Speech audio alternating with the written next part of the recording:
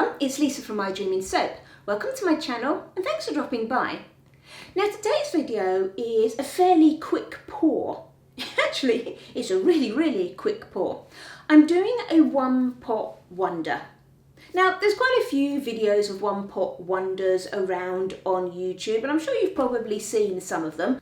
Now for my one pot wonder, I'm actually using an accelerating fragrance oil, and this isn't really the best idea to do, but I am fully aware that it's an accelerating fragrance oil before I use it, so I am quite prepared for it. Now it's not fragrance oil that turns instantly into soap on a stick, but it will take your trace quite quickly, sort of from a very thin trace to a medium to thick trace, you know, in a very short period of time.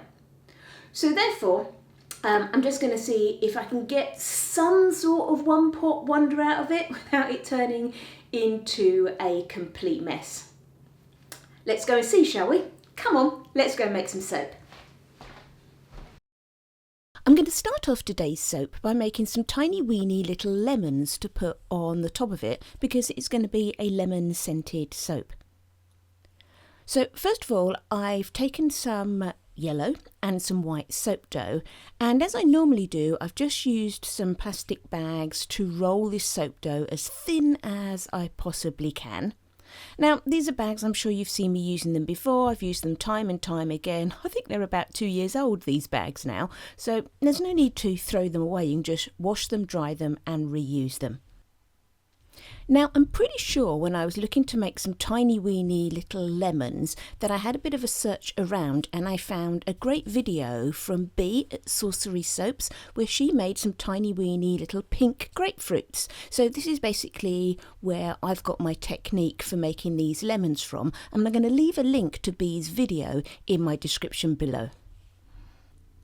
Now, one thing to be careful of when you're doing something like this, or really for any embeds that you're going to pop on the top of your soap, is to make sure that you're thinking about how big they're going to end up being, because typically we want them to fit nicely on the top of one bar without them being cut.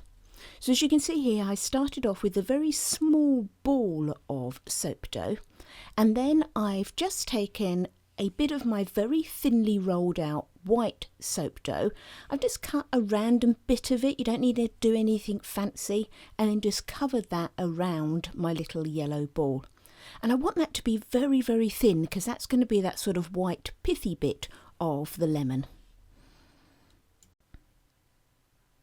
And when I'm happy with that, I'm going to do exactly the same but with my little bit of yellow soap dough. So again, cut another bit off and then just wrap that around my little ball of soap dough. And then as I'm squishing it and taking off that extra soap dough and things, I am gradually squeezing the ends a little bit so I can make it into a lemon shape.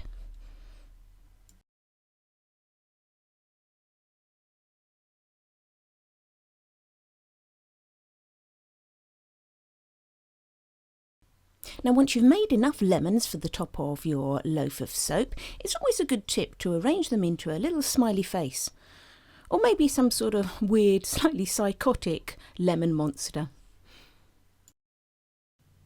Now you can leave your lemons whole, they're quite cute like that, or you can have them cut in half. I'm going to split mine in half.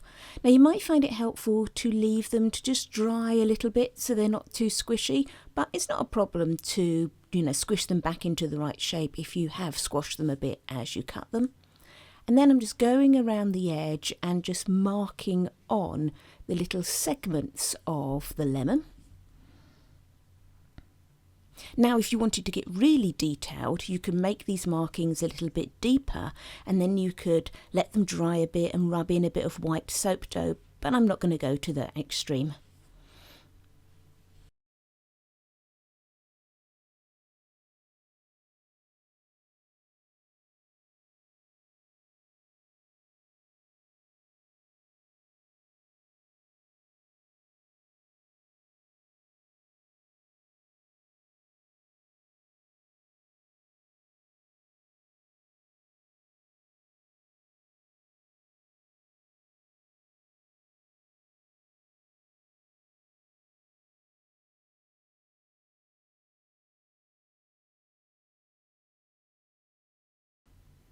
So for my colours today, I'm going to be using Lime from You Make It Up. Now you can also get that from the Soapery if you haven't got an account with You Make It Up. And remember, they're not shipping to the UK anymore. Also some Sunshine Yellow and Antique Silver. Both of those are from Mica Mama. And then finally some Titanium Dioxide.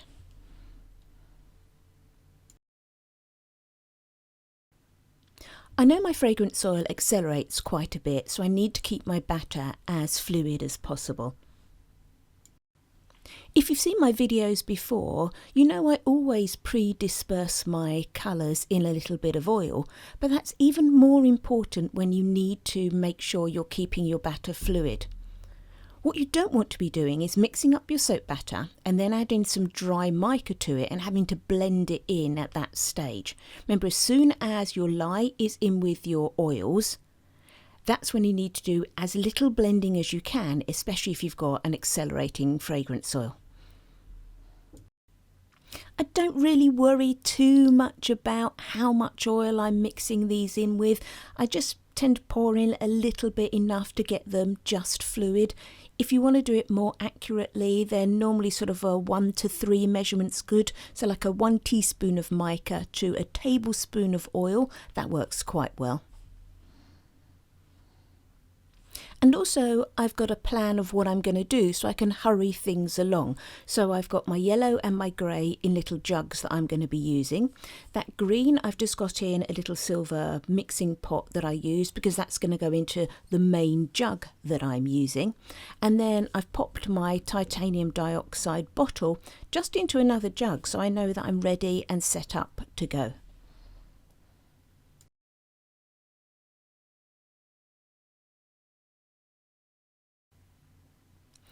Now temperature will play a major factor in how quickly your soap batter moves, so you need to keep everything nice and cool. Now if we look at my oils that I've got here, mine are actually below 80 degrees.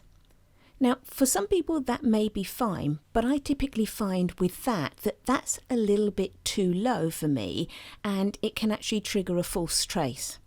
And the last thing I need is to be having to work with the false trace and the extra time and the extra blending and things that takes to get rid of it. So I've just disappeared off here to just warm those oils slightly and get them just above 80 because that's where I'd like them.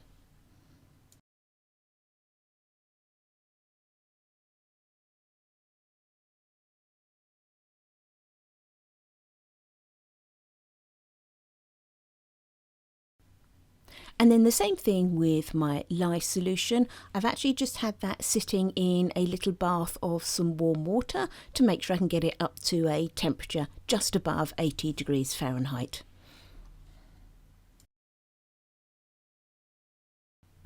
Okay, so now let's bring our lye and oils together, and this is obviously where our clock starts running and we need to think about being efficient with our speed.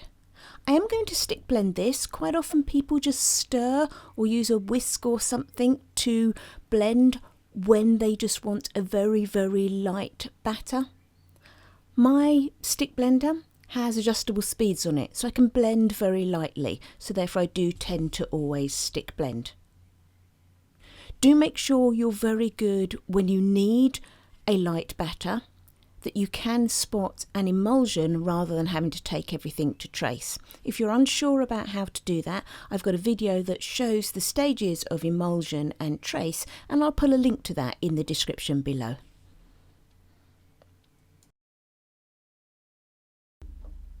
Now, although I've said I am blending, I'm not blending constantly. I am just going to do small pulses and then a little bit of stir with my stick blender and then another small pulse, and just keep an eye on what's going on. Now remember to keep checking the bell of your stick blender. It's always best to check a little bit early and realise you need to do a bit more, rather than the first time you check you're already at emulsion or at trace, because it's likely you may have gone a bit too far. We've already spoken about temperature and the part that that plays in accelerating your trace. The other big player, apart from obviously fragrance oil, is the amount of liquid that you use. Now, again, I've got a whole video explaining about water discounts and the effect that the amount of water has on all sorts of situations in your soap, and I will link that in the description below. But just quickly, let's just talk about water and accelerating fragrance oils. If you have more liquid in your soap batter, it will help with an accelerating fragrance oil. But what you need to be aware of is it won't change the amount of time that your soap batter takes to come to trace. And the reason for that is all explained, as I said, in this other video that I'm going to link. I'm not going to go over it here. But what that water will do is once you're at a trace and you add that fragrance oil in, it will slow down the effect of that fragrance oil. Now, I could have obviously added more water to this batter here rather than doing my rather steep water discount that I use. But I didn't want to. I don't like to risk glycerin rivers and all the things that can come along with more water. So I just decided to go with it as it was because this type of pour is reasonably forgiving for a thicker batter.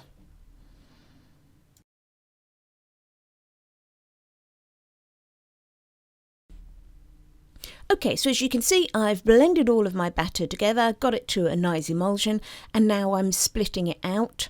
I am weighing this. You could just eyeball it and pour it into the various pots. I actually find weighing quite a quick way of doing it. I know people think that that takes a longer time, but I find if I know how much I want in each pot, because I've divided my batter out, then I can actually pour those amounts out really quickly, rather than if you keep trying to do a little bit here and a little bit here and then, oh, that one's got a bit more than that one. So I do think it's a nice efficient way of getting your batter distributed if you're trying to be quick. At this point, I haven't put my fragrance oil in yet, so it's not really a big issue.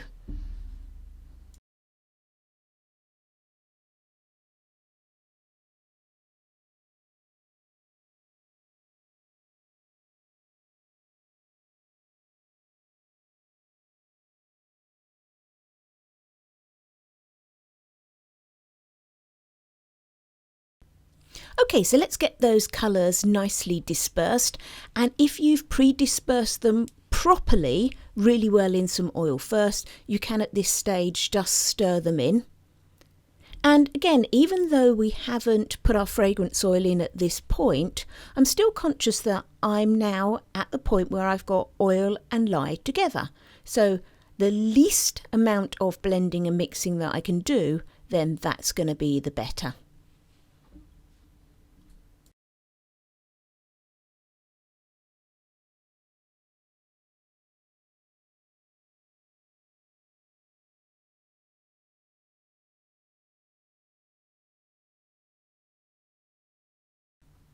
Okay, so fragrance oil time. Now, as I already said in my intro, this is not a fragrance oil that's going to suddenly turn everything into soap on a stick. I wouldn't use that type of fragrance oil and try to do an actual pour with it. I'm just going to bang on a bit. I know I always talk about this, about testing your fragrance oils. I am such a strong believer in testing your fragrance oils, testing your colorants, testing stuff and learning about how they behave before you start throwing them into your soap. So often I hear people going, oh, soaping's such an adventure. You never know what you're going to get and you never know what's going to happen. Well, you do if you prepare for it.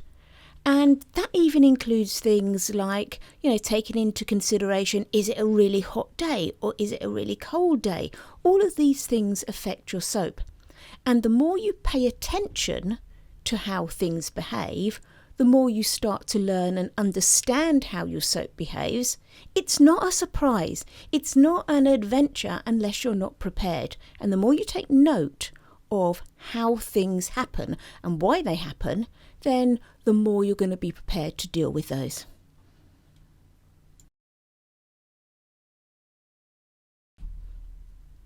So I've just got everything all mixed in nicely.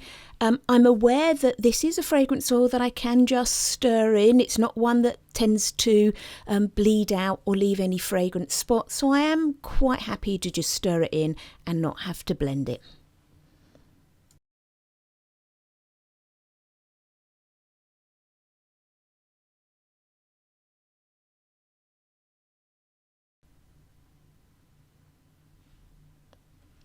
So with our one pot wonder, we're going to need something to tilt our mould up. I've got this device that holds a mould from Custom Craft Tools, but you can use anything, tin cans, a screwed up tea towel, anything will be absolutely fine. With our one pot wonder, everything is going in the same jug. So remember, what goes in the jug first is what's going to comes out of the jug last. So therefore, the colours you want on the top of your soap need to go into your jug first.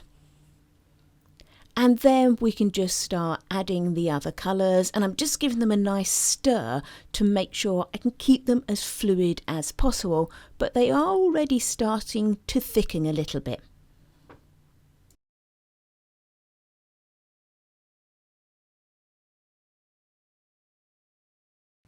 So let's get this poured into the jug. Now with a one pot wonder, remember you want to pour down the side of your jug because you don't want this batter to all mix together in the pot. This isn't an in the pot swirl. You ideally want one bit of batter to sit on top and pool across the other. Now with mine, this isn't a problem because it is starting to thicken up, so I've definitely got that lack of mixing.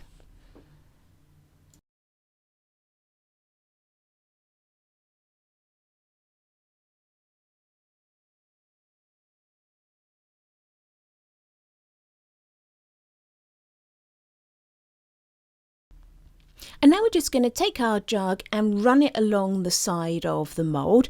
As you can see at the moment, mine's still pretty nice and fluid. It's not really runny and thin, but that's actually quite a good texture, quite a good thickness for a one pot wonder.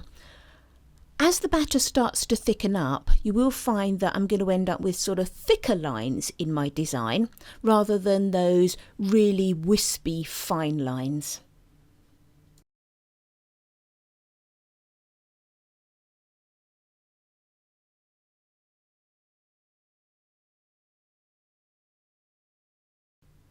And as you can see, as I'm going through the pour, the different colours are starting to come out.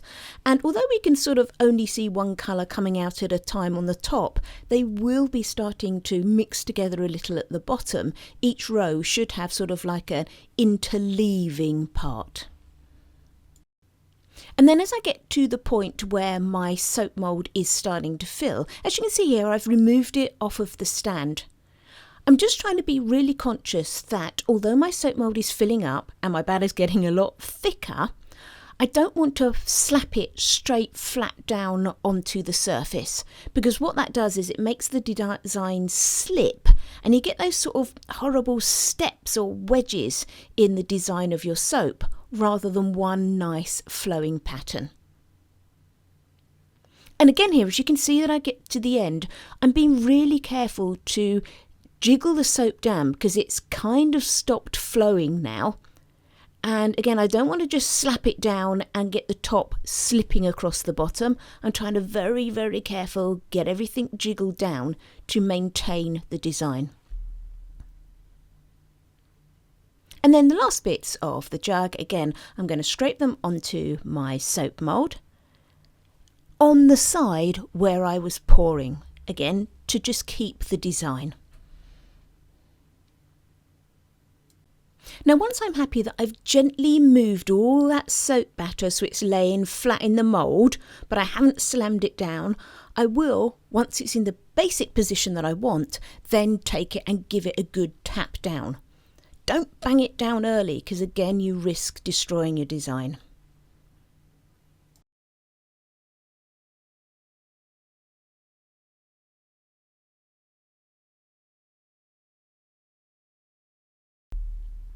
I'll then just finish off by adding those final bits of batter to the top of the soap.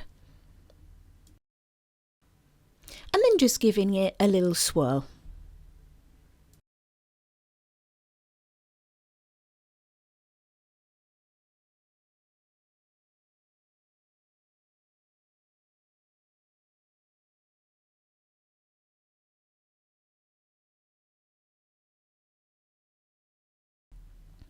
And then to finish it off, I've just added 2 bits of cut lemon to each soap. I didn't bother going through and putting that all on the video because I did literally just take my 2 little pieces and just plop them on the soap, and I'm just gently pushing them in. I don't want them to go too deep, but I do want to make sure they're going to stick well to the surface. I do make sure that I wrap all of my soaps, so I just use a little bit of cling wrap, and as you can see with this here, this isn't a particularly sticky bit, it's a bit I've used over and over again, and I just keep it and keep using it. But to me, doing a nice water discount and then wrapping your soap so the air doesn't get to it are 2 of the best ways to stop you getting soda ash. And then this is going to go into the oven to C-pop, so warm your oven to 160 degrees F or 70 degrees C. Pop your soap in and then turn the oven off as the soap goes in and allow it to sit there. Now I often get questions about, is it okay to remove my soap out of the oven? You know, if I can't leave it all in there overnight, I want to make dinner or whatever. Just bear in mind, your oven is literally just trying to give your soap a boost to push it through gel phase. Now, once your oven has cooled down and got to room temperature, it's not actually giving you any benefit at all. So yeah, of course, at that point, if you want to take your soap out and pop it on the side, then just do that.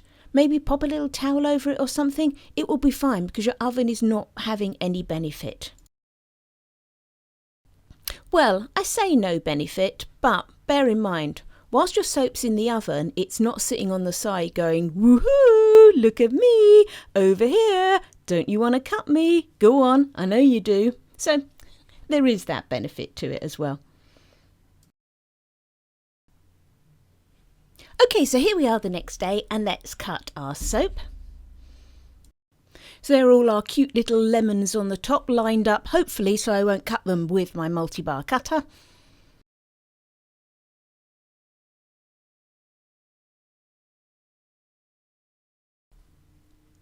So let's have a look at what we've got with these soaps. So I'm quite pleased with that. As you can see, I have got the different layers coming in, and we have got the colours mingling together and some fairly thicker feathering. So I have got the 2 colours interleaving, which is great, which is what we want from a one pot wonder. And you can also see that as I was careful not to slam the mould down and to actually lower it gradually and be very careful about how I tilted it back, that pattern flows all the way through the top. There's no breaks in the design where the top part of the soap has slipped over the bottom part or anything. So overall, I'm pretty pleased with those. Not as feathery as you'd have got with a fragrance oil that moved slower, but I still think it worked quite well. And then just leaving you with a couple of pictures of the soap. I hope you've enjoyed this video and you like the soap. If you have, it would be great if you left me a thumbs up. If you'd like to see what I'm making in the future, then why not subscribe to my channel? And if you've got any questions or comments, then please leave them in the comment section below. Thanks for watching, everyone. Happy soaping!